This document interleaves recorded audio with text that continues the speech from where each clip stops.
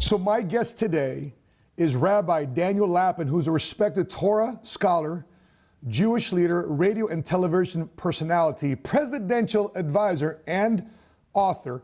I actually stumbled across his interview watching an episode of the 700 Club, where he actually talked about the business secrets of the Bible. And for those of you that watch the Seven Figure Squad YouTube channel, you have chosen these Sunday seven-figure scripture series as one of your favorite episodes of our content that we post online. So it is an honor and pleasure to have a conversation today with Rabbi Daniel Lapin. Rabbi, welcome to the Seven Figure Squad YouTube channel.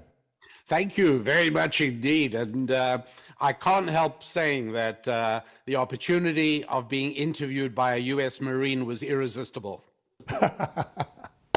By the way, I understand that you just recently went through some COVID and health as well. Everything's good to go. Oh, thank God, all good. I used the banned medication, hydroxychloroquine, and you know, the one that the government tells me doesn't work and doesn't do anything. Well, worked pretty darn well for me, I'll tell you.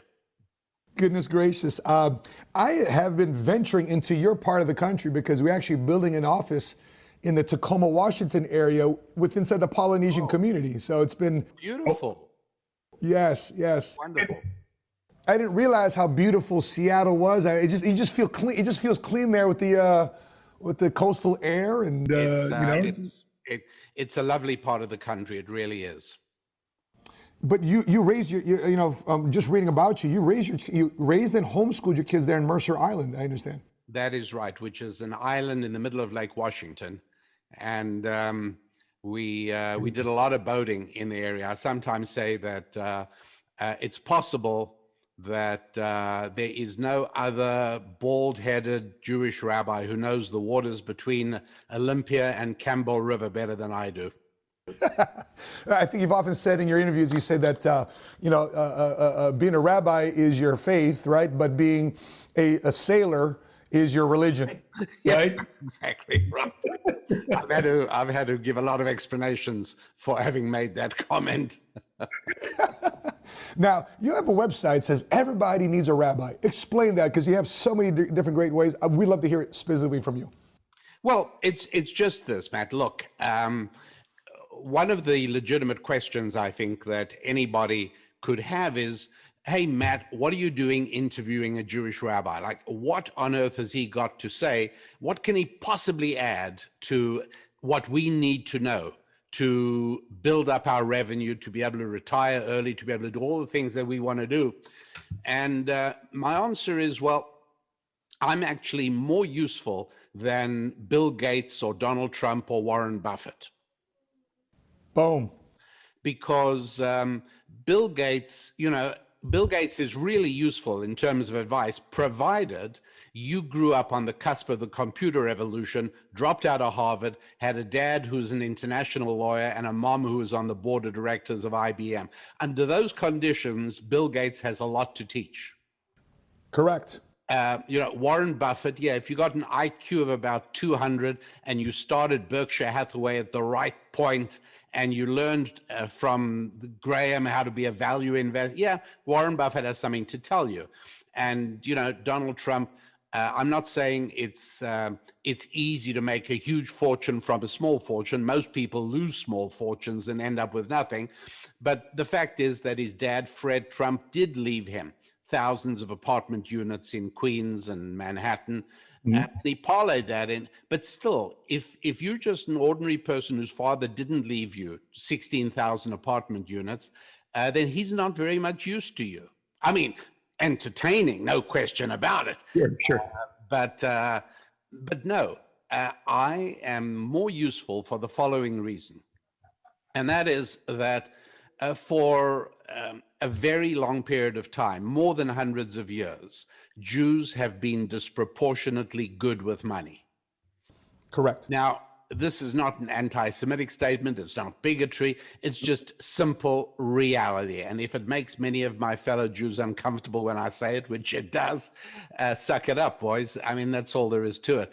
So it's a reality. And this is true in good and hospitable countries like the United States of America. And it's also been true in tyrannical regimes that Jews have lived in. And it's true today as it was true 300 years ago and 500 years ago today. And it's been true not for one or two or three high IQ individuals or people who inherited. No, it's been true for a huge number of Jews of every background and every shape and every gender and every color.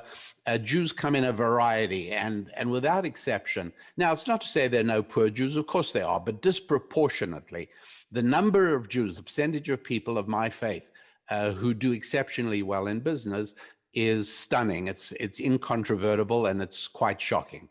And so the question is, how is this achieved? What makes this work? Is it circumcision? Then a whole lot of guys would probably prefer poverty. Or try to do it 3 or 4 times. So happily, after much research and a great deal of time invested in the studies, biblical studies that I do, I was able to prove beyond a shadow of a doubt, that it's not intelligence. The truth is, super high intelligence is a drawback. When people say he's too smart and good, that's what they mean. The fact is, Sam Walton, who started Walmart, typical, just an ordinary guy. Super high IQ people end up on the faculties of universities. And I don't know if you've got any clients who are academics, Matt, but I do. And nobody is worse at managing money than academics. Really? No. Wow. Check that out. So, it's not IQ. It's not circumcision. It's not chicken soup. It's nothing other than the fact that embedded in the ancient Jewish wisdom of the Hebrew text of Old Testament scripture are several hundred tips, tools, and techniques on making money. Yeah. It's funny that you mentioned that, but it might be, shrugged upon by your fellow brothers and sisters of the cloth. But everybody knows, that knows of the Jewish community, everybody knows that most Jewish people are very good with money. It's stereotypes are funny sometimes because oftentimes they're true. Yeah, as a person who found a faith when I got into the military, and that the doubled down on that faith after he turned 30 years old, because a portion of the time there I wasn't a believer. I wasn't following a faith. I was just trying to be a good person. And when I got involved in the financial services industry and I started learning about money, I realized, Rabbi, I started learning more from people who are either Mormon or Jewish. Because Mormons got a lot of kids, and they've got to find a way by default to be more entrepreneurial than most other faiths, in my opinion. And then amongst the Jewish friends, here's what I realized about the Jewish friends. And my first office was in Skokie, Illinois. I don't know if you know much about the Chicagoland area, but Skokie, Illinois. Very, very Jewish neighborhood. Correct. My cell phone today is 847 area code because I didn't want to pay to check my cell phone voicemail back to Chicago toll call. So that's why I chose my 847 area code, because my first office is in Skokie, Illinois. It was a Jewish community, however, very tight community to do business in. But one thing I realized about Jewish brothers and sisters is that and cousins, and I say that from a spiritual standpoint, is that they do business with each other. I'll give you an example. I was having such a hard time, Rabbi Lappin, when I started my business. None of my friends and family wanted to listen to me, do business with me, send me referrals. And then my friend who took me to it was a Passover. He took me to a Passover, right? And what's that service? Seder. Seder, correct. So I came in, I had the yarmulke and talking about the Seder, and I was just listening to the reading and whatnot. And afterwards, he mentions the fact, I just started a personal fitness company here downtown Chicago. I'm like, oh yeah, watch everybody turn them down. Oh really? Give me your cards, let me pass them around. I'm like, what? Everybody's supporting you in business? So you talk about specialization in your book. What is it about the tribes? Can you unpack the tribes of Israel? How that happened and the areas of specialization that they did? Yeah, so it's two things, Madden. Let's go back to your comment about the members of the LDS Church, who also do very well. I don't think it's because they need money because they have numbers of kids. I mean, I think you could tap 10 people on the shoulder on any street in America and say, "Do you need money?" And they'd all say yes. Right. Everybody needs money. I think it's something else, and that is that in Genesis chapter, and you'll pardon me, I'm going to quote the actual verse because that's where my information comes from. Okay, my books have transformed the lives of tens of thousands, no, hundreds of thousands of people now. I love getting testimonies by email. I get them all the time. I read them, every single one of them. People who followed the guidance of my two books and my online programs and have changed their financial destiny substantially and significantly. It's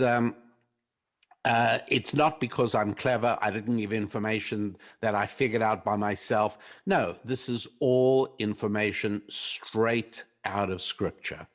And so chapter 2, verse 18 is where the Lord says, it's not good for man to be alone. Yeah. Now, a lot of people think this is talking specifically about Adam and his matrimonial prospects. But you'll notice that the next verse does not say, oh, and God put Adam to sleep and extracted Eve and presented him and said, hey, Adam, take a look at this hot woman here. This is your life now. And no, that's not what happened. Something else happened.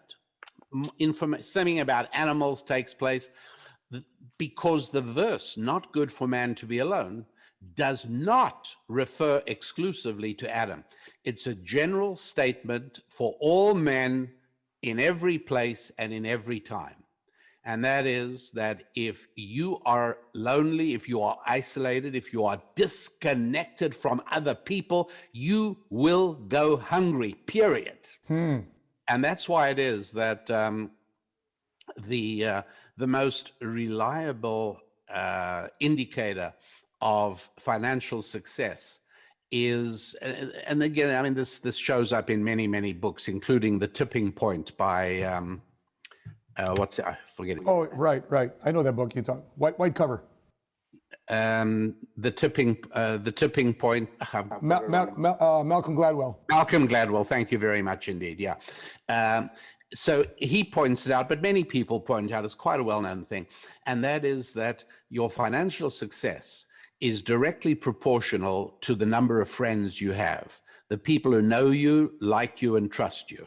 Yeah. Now, this is not Facebook friends, because Facebook friends is zero, means absolutely nothing. I'll happily exchange 5,000 Facebook friends for one customer. Yeah, exactly. It's rubbish. But real friends, people who return your call in 24 hours, people you can talk to.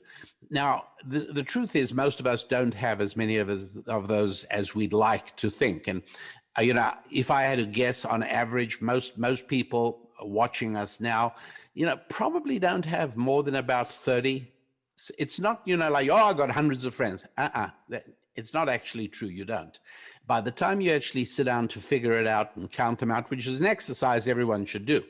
So the point is that the good Lord wants us to be connected with one another and not isolated from one another. And so one of the things about the LDS Church, and it's also true of the Jewish community, is we're kind of well connected to each other. We see each other regularly. We meet up with each other. We give, we say, no, I'm sorry, I wish I could help you. I can't, but I'll tell you who can. I'll give you the phone number of 2 people who are in that area. We do that all the time. And so in my teachings, whether it's in church on Sunday mornings or in business programs and seminars, it's always to actively increase the number of people who know you, like you, and trust you. And so that's number one. And number two is, and it's connected to it, is directly related to the question as you phrased it, which is the question of specialization. Now, here is an example of how to do it. Look, we all like it. You just have one child at the moment? Under 2. I have 5 total, 25 years old, 19-year-old twins, a 10-year-old, and a 2-year-old. Okay, fabulous, fabulous. Okay, great. So which one's the Lamborghini driver? Yes, that would be Jordan, which of course Ivan cut that video, so that was his tryout video to get a job. It's a 2-year-old. That's the 2-year-old right now, correct. Good. Okay, well, it's good he's starting young. Thank you. So, but in the same way that we like it when we see our children getting on with each other and loving each other, we don't like to see them squabbling with each other. Correct. In the same way, our Father in heaven also wants to see us connecting with each other and helping each other. Amen. So when 2 of our daughters, they were homeschooled, but they wanted to try out what a school would be like. So they went off we sent them off to a boarding school in Colorado. And then this was, they didn't have access to email or anything. It was just regular letters. And my wife, Susan, would write each of them a letter with an alternate word on the separate sheet of paper. So each girl got a letter which was gobbledygook. You could make no sense of it unless you'd meet up with your sister at lunchtime or whatever. You both take out your letters, and now you read them together. And so each girl alternately reads one word, and then the whole letter makes sense. And we did this because we wanted to make sure they spend time together with each other. Okay, so that's how that works. The great thing about specialization is it makes us need one another. And, I think back to when Samuel Colt started his revolver manufacturing firm in Connecticut in the 1800s. And what was so interesting here is what happened was he used to have 6 guys sitting around a big table, and against the wall, around the walls of the room, there was a blank stock for barrels, blank stock for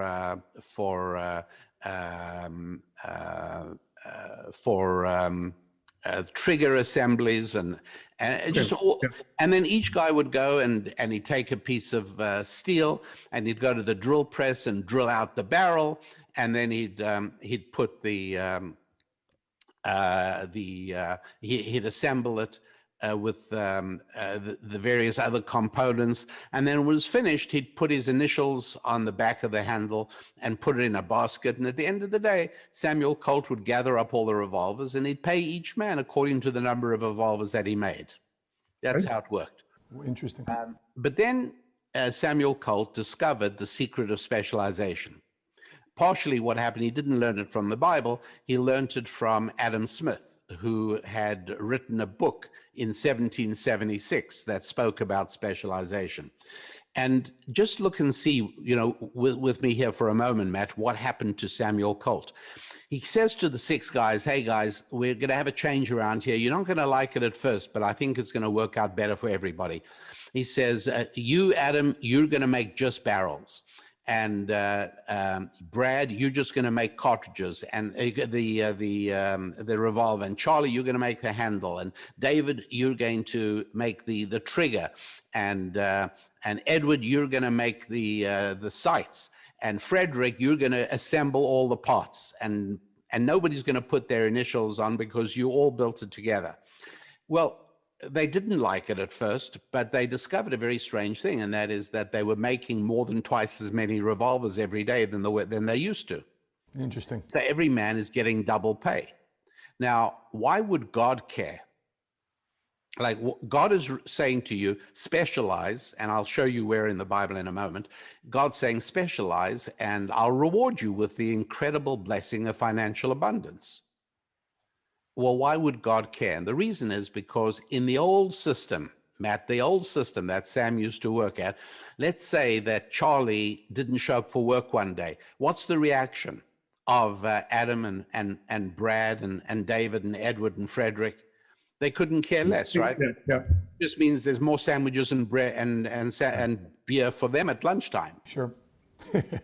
But in the second system, what happens when Charlie doesn't show up for work one day? Production stops. Production doesn't even start. It's just not there. It stops, right? So everybody runs over to Charlie's house and they say, "Hey, Charlie, what's the matter? Are you okay?" And Charlie says, "Hey, my kid's sick and I had to help my wife take care of the cows before I could leave for work." The guys say, "Well, quickly show us what to do. We'll help you. We want to get you back to the workshop as quickly as possible." And they help him and they get everything fixed up and they bring him back to the workshop and they get to work. In other words, we only care for one another because of specialization. Wow. If I could take care of all my needs, I wouldn't be in the slightest bit interested in the welfare of the Alan Edmonds Shoe Company because I make my own shoes. Who cares about anyone else? Sure. But since I live in my world of specialization, Alan Edmonds makes shoes that I can stand comfortably in when I give a lecture for 2.5 hours. So I want them to stay in business. I care about them. Yep. And so it is. My favorite restaurant, I want to make sure they do well. And the waiter who takes care, I want everybody to do well because otherwise they will not be able to continue serving me. So that's why it was that at the end of Genesis, Jacob is about to die and he calls his sons together. And he spends 30 verses giving each of the sons a different kind of blessing.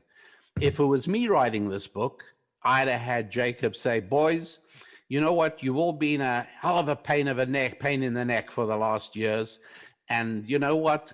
God bless you all. I'm out of here. I'm going home to the Lord. Goodbye. I'm gone." Right. One verse. And instead of which we read, he gives a blessing to Reuben, he gives a blessing to Levi, he gives a blessing to Simon, gives a blessing to Judah, because he's setting them up for specialization. He's making them need one another.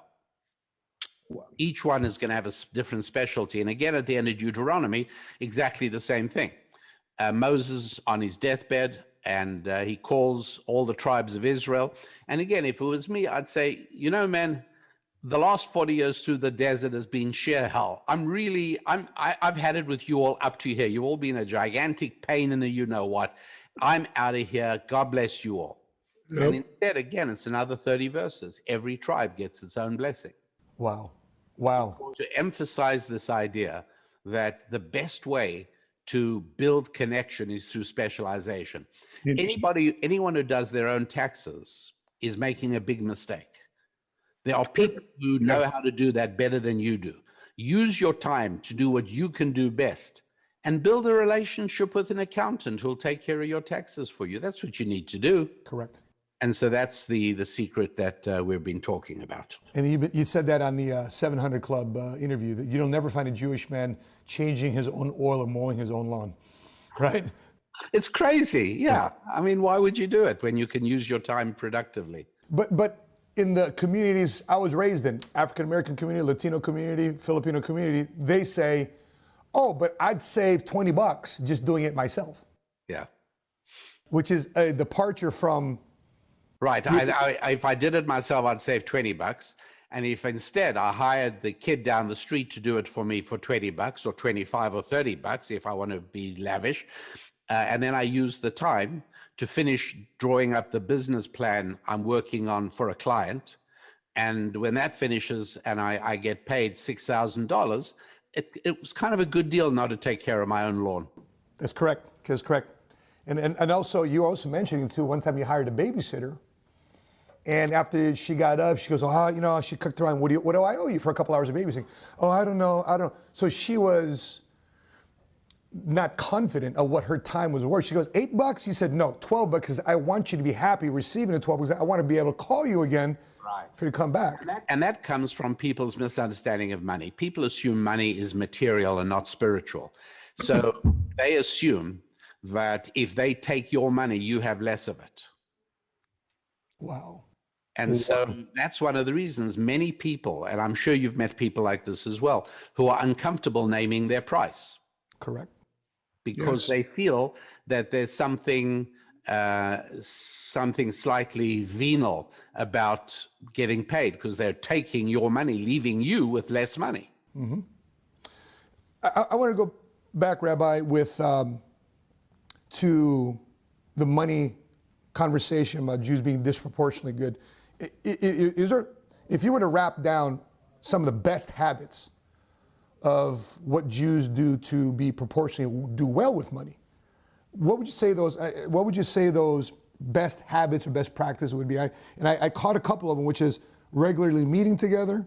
They actively increase those that know you and trust you. What would you add to this list?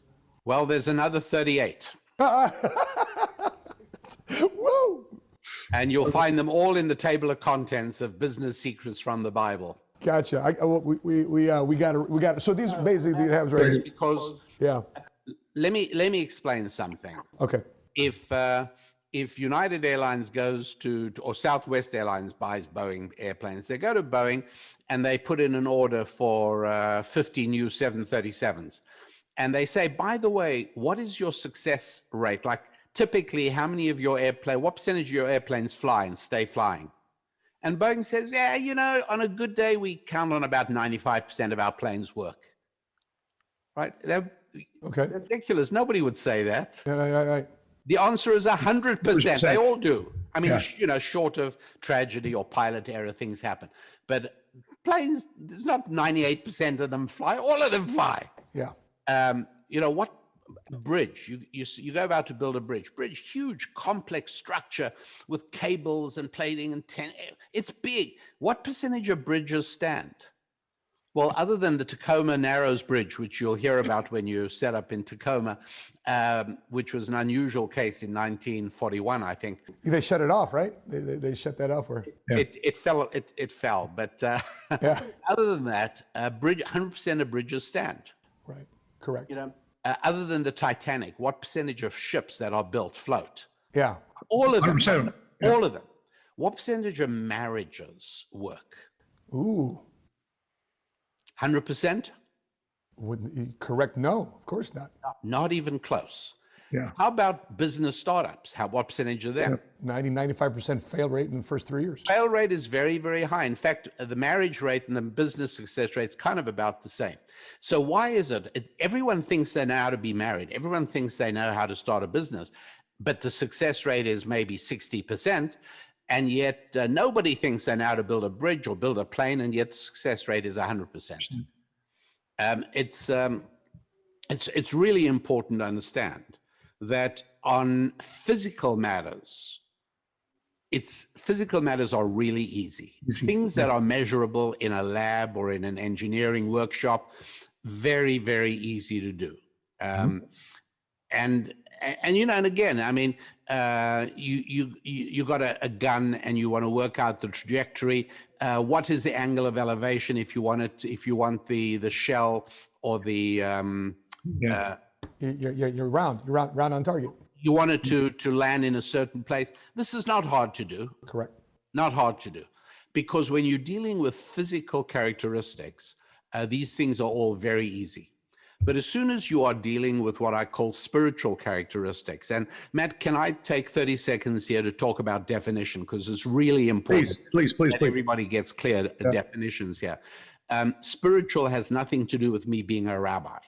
Spiritual has nothing to do with God. Spiritual has nothing to do with religion. Spiritual has nothing to do with piety or virtue or sin. Spiritual just means something I cannot measure in a laboratory. And so I can measure the skin color of a person. I can measure the height of a person. I can measure the weight of the person.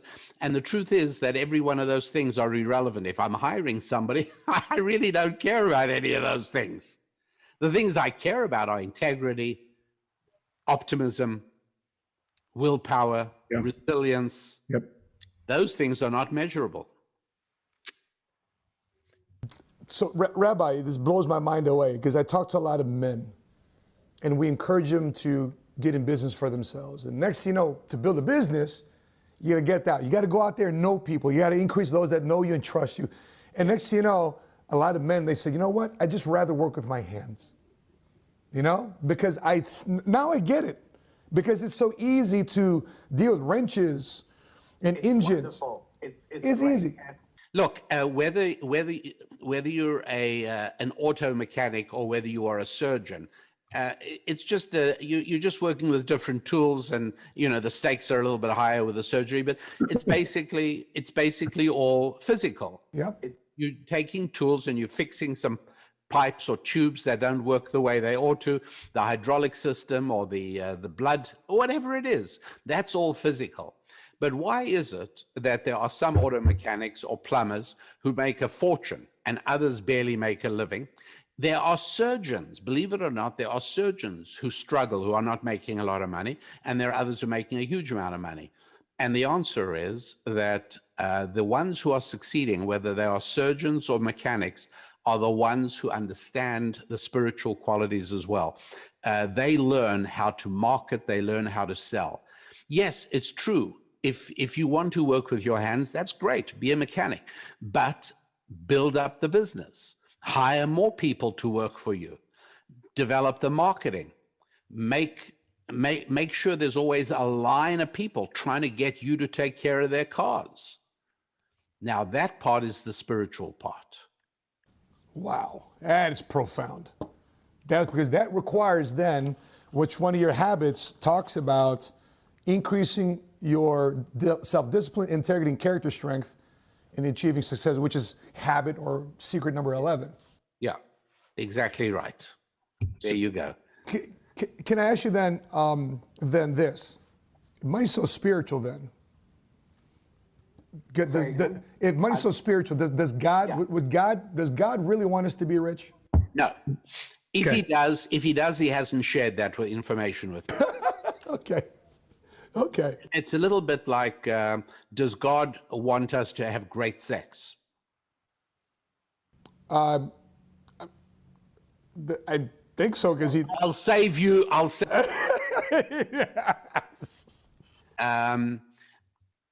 Again, unfortunately, the Lord has not shared that with me. I live in hope.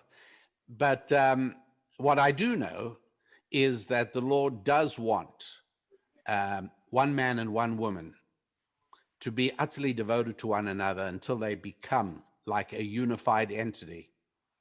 And it shouldn't surprise us that a good and loving God should reward that behavior with the greatest sensual pleasure known to human beings, which is sex. Correct. Does he want us to be rich? Unfortunately, he hasn't shared that with me, although I live in hope. But I do know that above all, he wants us to be obsessively preoccupied with taking care of one another's needs and desires. And it should not, now if you want to be cynical, you can call that market research, you can call it marketing, you can call it selling. But if you are obsessively preoccupied with taking care of other people's needs, why would it surprise you that a good and loving God would reward you with the incredible blessing of financial abundance? Wow. And that's why, by the way, that we Jews never pray to God, oh, please, God, help me find $600 that I can make the rent payment next week. Okay. We never say that. Okay. We always say, please, God, open my eyes so that I can see more of your children that need my services. The money will follow by itself. Amen. Look at that. Which was one of my questions, in terms of today's technology, open access to information, capitalistic type of economy in America. How would you advise somebody to get rich? You just answered it. So with that being said, is there where is the line between ambition and greed? And how would you define, because you see Wall Street, the movie. Greed is good. That's nonsense. Okay. There is no time that a vice becomes a virtue, unless you are going to distort 2,000 years of Judeo-Christian thinking. That's complete rubbish. Okay. No, greed is never good. But then one of the habits of building a successful business and generating increased revenue is to start giving away 10% of your income. Now, there are a lot of reasons for that. Again, though, not that what I talk about here has nothing to do with, God wants you to take care of the poor, nothing to do with that. Strictly from the point of view of generating revenue, being a giver is really good. Well, you answered the question yourself, because part of being a giver is that you can never become a greedy person. You are always a giver as well. And so being a giver does many, many wonderful things for you. But one of the best is that it banishes the possibility of becoming greedy. Interesting.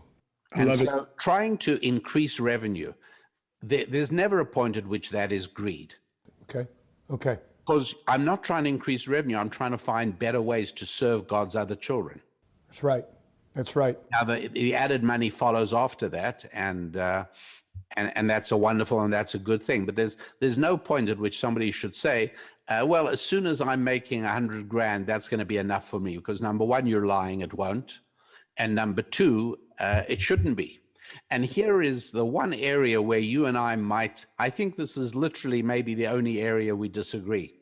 And that is that retirement to me is a terrible thing. I agree with you on that one. No, yeah, I agree. And what you're talking about is not retiring, but the ability to retire. Correct. And because I seen the first 5 years of my career, Rabbi, was dealing with the retirement communities. And I saw what lifelessness, remote controls, doing nothing does versus somebody actively engaged in helping provide service. Yeah, you're exactly right. And here's how it looks at from a scriptural point of view, Matt. Talking about accountants. Let's say I go to my accountant every year, April the 14th. Hey, here's all my shoebox full of papers. Time to do taxes. Comes April the 14th, a week ago, and I go to him, and guess what? He says, "Oh, I'm sorry, I won't be helping you." I said, "Excuse me?" He says, "Haven't you heard? I've retired." I said, "Wait, I don't understand. Why are you retired?" He said, "Well, I've made enough money. I don't need any more. I'm off to play golf." I say, "The hell you are. What about me? Don't you care about me?" And his answer is, "If I did, I wouldn't retire. Obviously, I don't care about you." Wow. And if you don't care about other people, why should God care about you? As a matter of fact, why should God even need you around? Ooh. That's why, unfortunately, God forbid, I hate this, but people who retire deteriorate in health because basically, I think God is saying to them, well, great, you've given up taking care of my other children, so goodbye, who needs you? Rabbi, when my father was laid off at 58 years old, and I simultaneously got out of the military, started my business. My dad simultaneously got laid off. Terrible thing. And I saw him for a period of years not be able to get a job. Terrible. And my mother's a nurse. I'm Filipino, right? So that means my mom's a nurse. So she's a nurse, and she's effectively, with the financial resource that dad's able to provide. But I did see a deterioration in my dad's mind, his sharpness, his wit, his engagement. Absolutely. It's tragic. Absolutely tragic. Yes. When we're looking at, I'm sorry, did you were finishing a thought? No, I'm just saying, I'm so happy we agree on everything. Amen on that. Also, although contrarian viewpoints are always very helpful too as well.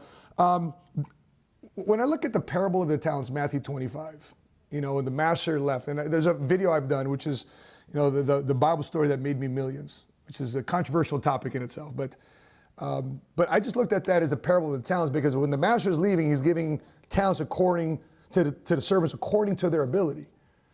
And the question I've always asked myself, Rabbi, after reading that parable is, am I a 1-talent servant? Am I a 2-talent servant? Am I a 4-talent servant? What is my ability? And that's my prayer, is how do I make sure I'm always the servant that's increasing his ability, increasing his talent?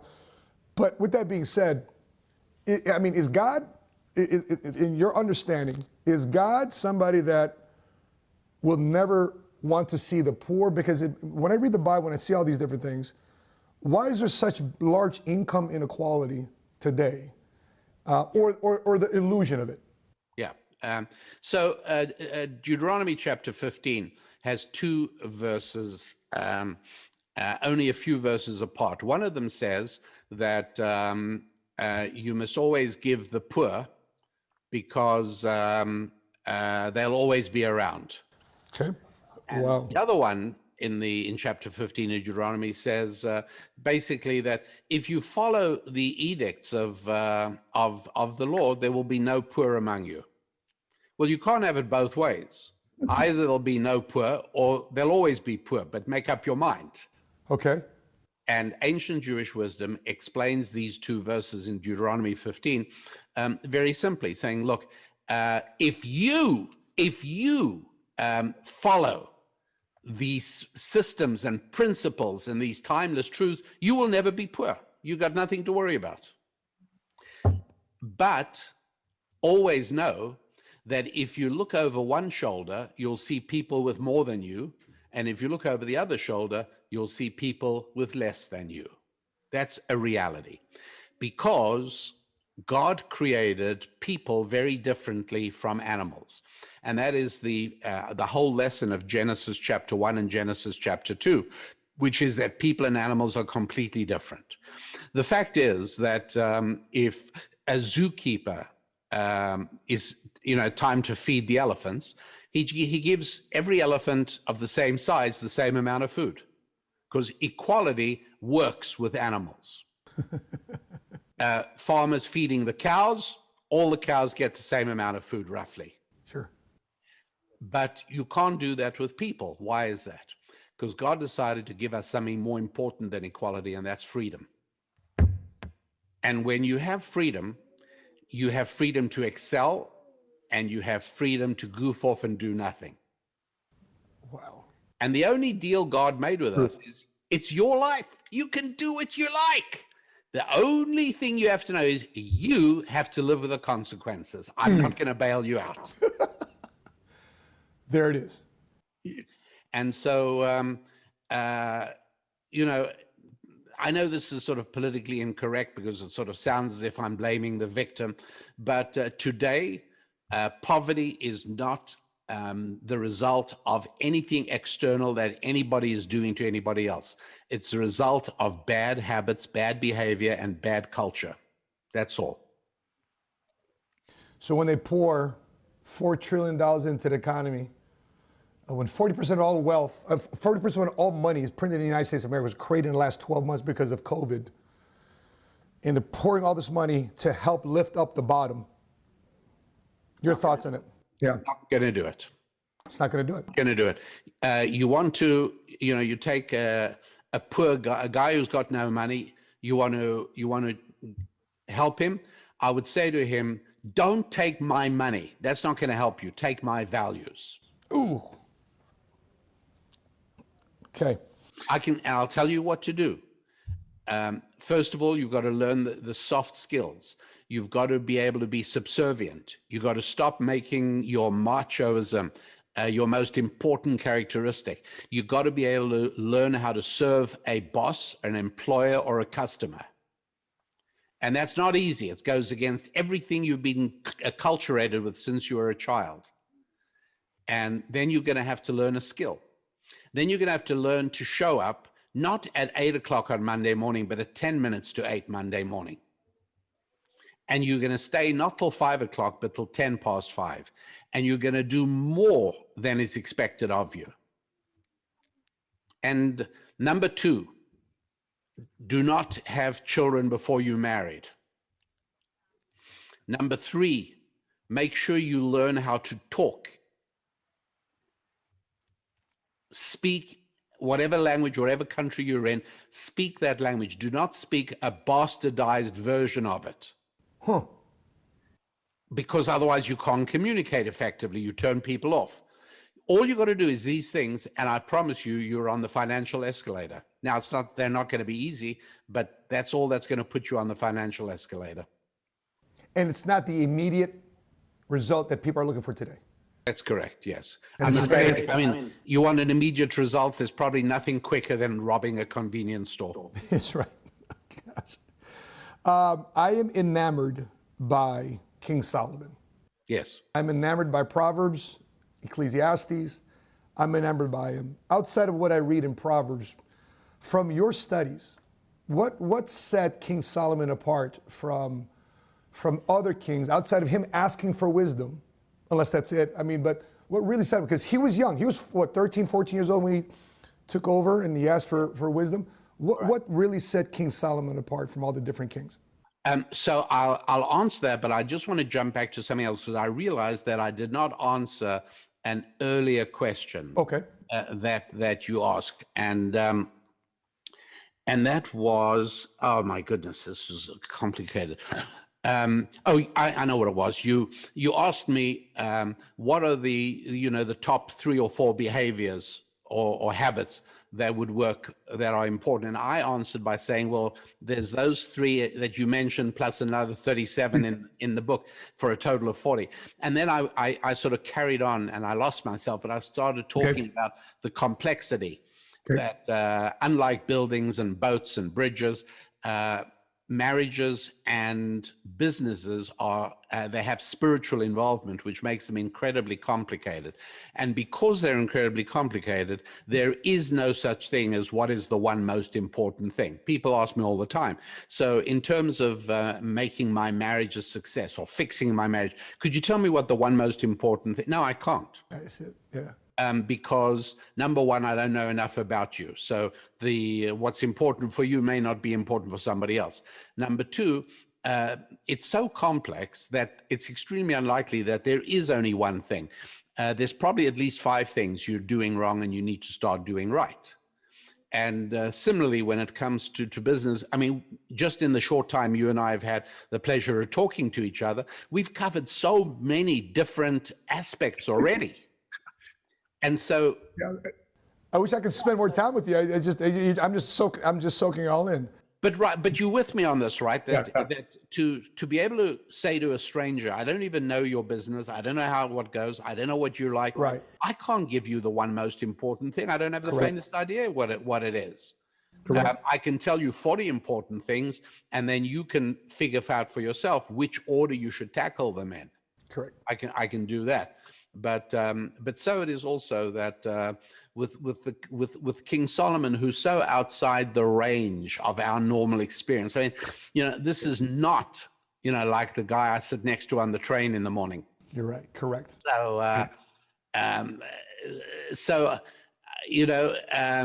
I think that one of the best ways I can answer your good question is by saying that if I like a musician, let's say I'm into John Lennon, and I'm thinking, oh man, he's dead. I wish I could meet him. I wish I could get to know him. I wish I could go to dinner with him. Well, none of that's going to happen. Sure. So what's the next best thing? If I really want to get into the soul of John Lennon, best thing is to listen to his creation, get to know his work. Yep. Right. Correct. Get to know his work. And this is one of the reasons that the appeal of getting to know God is so incredible, right? Because you want to get to know God, and that's really nice. The trouble is it's kind of hard. But here's the best thing: get to know his creation. Oh, wow. And you get to enjoy the world, and you look at the world he created, and you study it and understand it. And it becomes very exciting. In fact, the most exciting thing of all is to get to know the most exciting creation of God, which is another human being. And that's why one of the euphemisms in the Bible for sex is get to know, he knew her. And that's what it's talking about. Because part of the reason that sex is irresistible is because it touches on the infinite. In a little bit of a way, it gives you a subconscious sense of what getting to know God would be like, because you're getting to know his creation, another human being. So getting to know King Solomon, I take the same approach as you do, which is, I read Ecclesiastes, I read Proverbs repeatedly, and there's never a single time I read it where I don't have a new discovery. Still, wow. Because the reason why I asked that is because in this crazy era, I'm just very transparent with not only yourself, but my pastors, my audience, my company. I share that I repay the mistakes of my 20s throughout my entire 30s. Yes, because I didn't pay attention to these spiritual truths. I got married, I got divorced, I had kids out of marriage.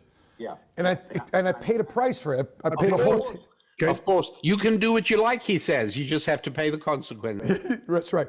And once I got married under the right context, my life has absolutely, my 40s now, it's just like this, And so I find it ironic, however, when Solomon talks about the Proverbs 31 virtues of a wife, Proverbs 31, Yes. But yet he had thousands of kids, thousands of concubines. I mean, can you explain that? Well, I mean, for the modern man saying, well, you know, King Solomon had all these wives and girlfriends and side pieces. What's up?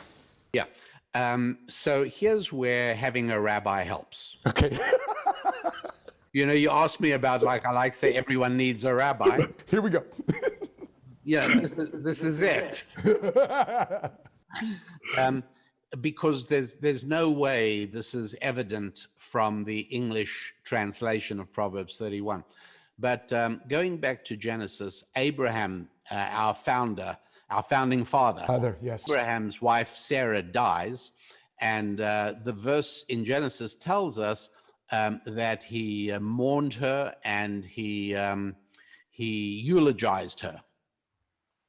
And Proverbs 31 is actually Solomon putting down in writing what had been known just by heart up till then, which was Abraham's famous eulogy for his wife. Really? In the same way that many school kids, particularly homeschool kids, can recite the Gettysburg Address of Abraham Lincoln, and even though that was like more than 150 years ago, people still know it. Well, for hundreds and hundreds and hundreds of years, people knew the famous eulogy that Abraham said for his wife Sarah, and Solomon finally wrote it down. It's chapter 31. Unbelievable. That's really not him. It's really It's not Abraham. Solomon. It's Abraham. Yes. So how does one? So Rabbi Lapin, to make sure we get this right, because I see this as a major area of financial curses that happen in people's life when they choose the wrong partner. They choose the wrong wife. How do we go about choosing the right life partner, wife, mother your child, father your child? Fantastic point. And I love talking about this on my podcast quite often because it keeps on coming up. But this is something that I even though it's challenging to answer in just one instance, because again, there's layers upon layers, but it's important enough that we should address it for our audience. And this isn't going to be easy to hear. Okay. But and I specifically address this to young women, but I also address it to young men. I did a show about the 10 most important years in a man's life, and I know you'll relate to this because of your frightening self-honesty and self-awareness. But the most important 10 years in a man's life are from the age of 13 to 23. Wow. Because if you get them all right, then everything after that will be fine. Unbelievable. So, and again, obviously, the most common letter I get from people again and again is, thank you for that teaching of ancient Jewish wisdom. Where were you when I was 20? Correct. Yeah, and I totally understand that. Yes, we make mistakes, and choosing the wrong spouse is right up there. Now, it's not unrecoverable. Let's say you chose the wrong spouse. It's a battle, but you can still get it right. It's much easier to choose the right one to begin with. How do you do it? Okay. Number one, you try and remove love from your vocabulary. Wow. Heart. Now, that doesn't mean I lack sentiment. It doesn't mean I don't love my woman. That's not what it means. But what it does mean is that 9 times out of 10, when you say love, you actually mean lust, if you're honest about it. Oh, of course. Yeah, it's a sex. Yeah. And so when I say I love roast turkey, I mean, if that were true, if I really loved the turkey, I wouldn't eat it. I'd set it free. When I say I love turkey, I'm saying I love how turkey makes me feel. Correct. Yes. And most times when a guy says, I love you, he is talking about what getting in her pants would make him feel. Sure. That's all. Sure. So that's an important thing. So number 2, addressing myself to young women, if you marry a guy because he says he loves you, then you must fully now know that you are morally obliged to accept when he tells you he doesn't love you anymore, but he loves a girl he met at his office. If you marry because he loved you, then you have to end the marriage when he doesn't love you. It's just fair. I mean, that's the only fair way to go. And so, how do we deal with all this? Well, my advice, and again, hard to follow, but I give it for what it's worth. It's worth a huge amount. And to the extent that you can follow it, I strongly recommend that a couple talks on the phone for at least 4 hours before they meet one another. That's right. Which means that you do not Touch. plan on marrying somebody you met in a bar. Right. You ask people who know you and people who you trust to set you up with someone they know. You ask relatives, you ask friends. If you're a single person, make sure that most of your friends are not single. Make sure you're friends with happily married couples, ideally couples who are in a marriage you would like to emulate. Ask them to introduce you to somebody and tell them you want to talk to that person on the phone before you meet them. And talk extensively so you can get to know the person before the old hormones kick in. But the problem we have today, Rabbi, is Instagram and Facebook and social media, the visual. It's a big problem because it's all visual. Yeah. It's a big problem. And then finally, and most importantly, you don't date open-endedly. You date purposefully, specifically for the purpose of finding out marriage compatibility. And marriage then is, if it's not love, what is it? The answer is, it's a commitment. That's what it is. And commitments don't change. And is that the reason why the stereotype is that married couples do better because there's a natural commitment that goes on versus people that are single that are in business because there's really no commitment, and how you do one thing is how you do everything? And that's why it is that people who marry, this is a well-known figure, people who marry after living together get divorced much more than people who don't. Wow. Yeah, it's exactly as you say, it's the commitment thing. So commitment is huge, which means that the integrity of the person you marry is hugely important. I'm not saying looks don't count. Correct. They do, but other things also count. And today, nobody pays attention to the other things. So it doesn't make sense to be married to somebody for 3 months before you discover they have no integrity. It's kind of something you should have known before. Can I do a quick speed round with you, Rabbi Lappin? Yeah. Of course. Your top 5 wealthy people in the Bible, 3, 4, 5, however it comes up. Oh, wealthy people in the Bible we should study. Abram, Isaac, and Jacob. Joseph was a great creator of wealth.